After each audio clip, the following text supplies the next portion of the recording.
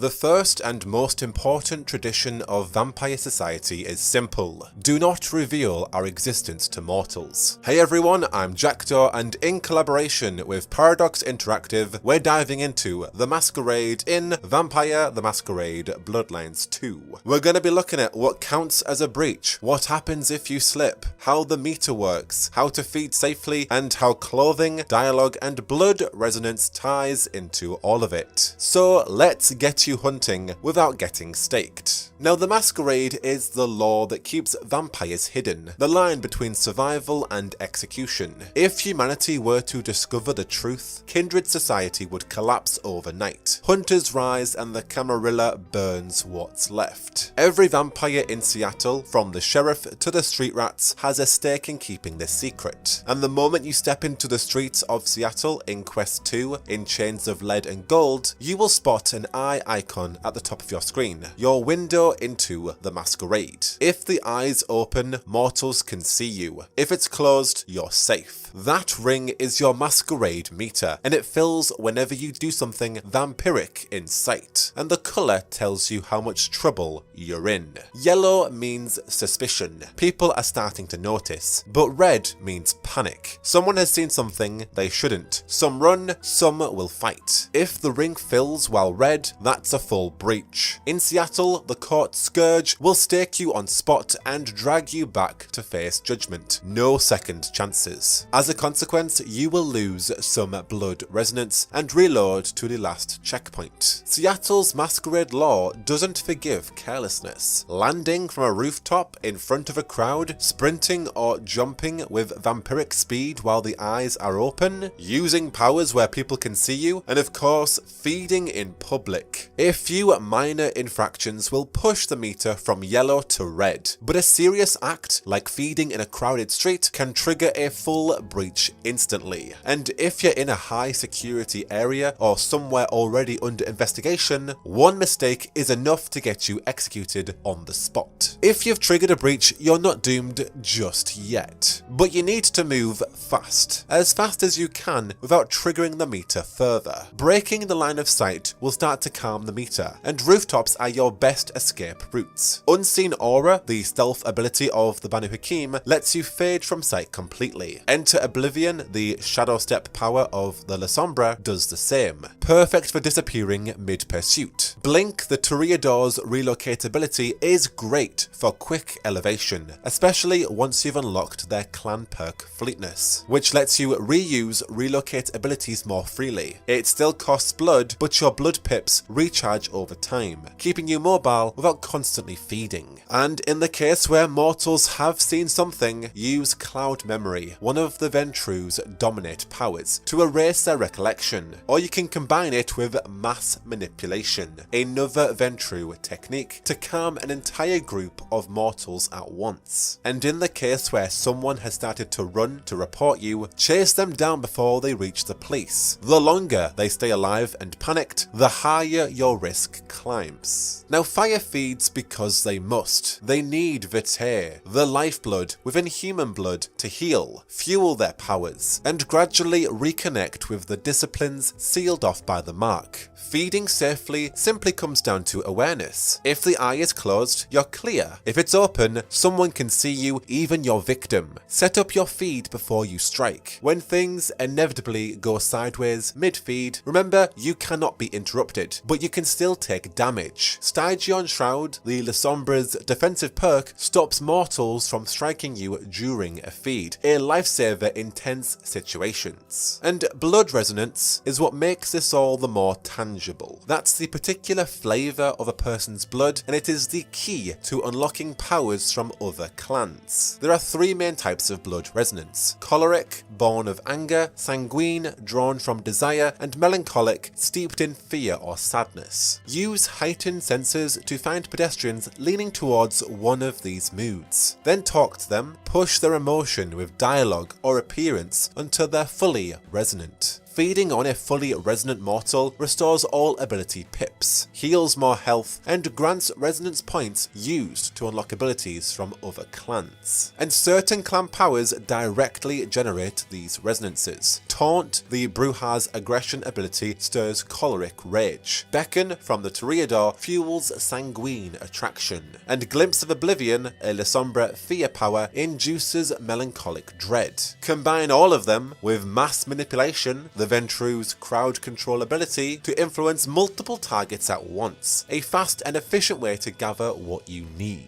Just a bit of food for thought. Different clan outfits also lean towards these three resonances, so mix and match your look to influence the kind of blood you'll draw. If you get sloppy, this city won't let it slide. Police will close in fast once the meter hits red. Break line of sight, go vertical, use stealth, whatever it takes to lose them. But there's also a trick to it. If someone attacks you while the police are watching, they'll turn on them instead, as long as you stay non-violent. A little manipulation goes a long way. Let the mortals do all the dirty work while you melt back into the shadows. The rooftops are your sanctuary, the crowd is your downfall. Seattle is alive, reactive, and always watching. That's the Masquerade in Bloodlines 2. What breaks it, how to recover, and how to turn the city's emotions into your next meal. Feed smart, stay unseen, and always keep the masquerade.